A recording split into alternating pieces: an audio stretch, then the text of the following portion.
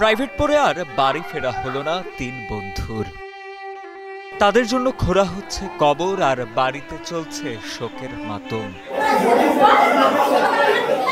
পহেলা June বিকেলে মাগুরা ঝিনাইদহ সড়কের আবালপুর এলাকায় এক মর্মান্তিক দুর্ঘটনায় একই সাথে প্রাণ হারান মোটরসাইকেলে থাকা তিন বন্ধু।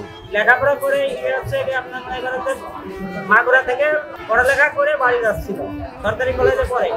বাড়ি যাওয়ার পথে সড়ক দুর্ঘটনায় মারা গেছে। নিহতরা হলেন মাগুরা সদর উপজেলার কাশিয়াডাঙ্গা গ্রামের বকুল মোল্লার ছেলে সাজিন মোল্লা, হাজিপুর পশ্চিমপাড়ার লাল মিয়ার ছেলে রবিন মিয়া এবং শালিখা উপজেলার গজ দুর্বা গ্রামের রেজাউল ইসলামের ছেলে জিসান ইসলাম। তারা তিনজনই এইচএসসিতে পড়াশোনা করছিলেন। এই যে সাজিন মারা গেছে, এটা আমার ছোট ভাই মারা গেছে। আরো 10 বছর আগে আরেকটা ভাই ছিল, এই সাজিনের ছোট। তারা সে পাটিতে তলায় মারা যায়। এখন যে আর একটা ভাই আছে, ছোট ভাই আমার। এই যে আজকে সাজিন মারা গেছে, সড়ক দুর্ঘটনায় মারা গেছে। এখন পরিবার মনে করেন একেবারে ভেঙে পড়ে গেছে। মা বাবা এখন মনে করেন জব দেয়।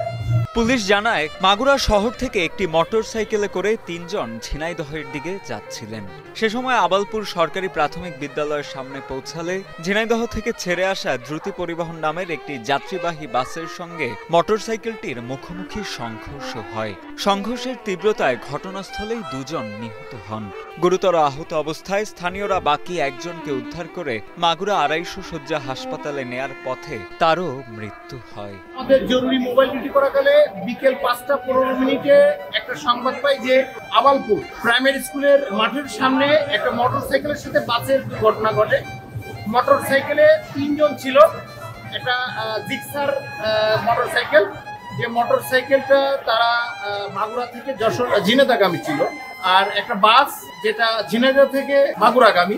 মোটরসাইকেলটা একটা বাসকে ওভারটেক করতে যেয়ে বাসের সাথে মুখোমুখি সংঘর্ষ হয়। ঘটনাস্থলে 2 জন নিহত হয় এবং একজন গুরুতর আহত অবস্থায় আমরা ঘটনাস্থল থেকে মাগুরা সদর হাসপাতালে প্রেরণ করি। হাসপাতালে চিকিৎসাধীন অবস্থায় উনিও মারা গেছেন। আমরা লাশের শনাক্ত করার চেষ্টা করছি। ইন্ডিভিজুয়ালি কিছু নামধাম পেয়েছি, এটা সঠিক কিনা যাচাই অঙ্কে আমরা পরবর্তীতে বিস্তারিত জানাতে পারবো।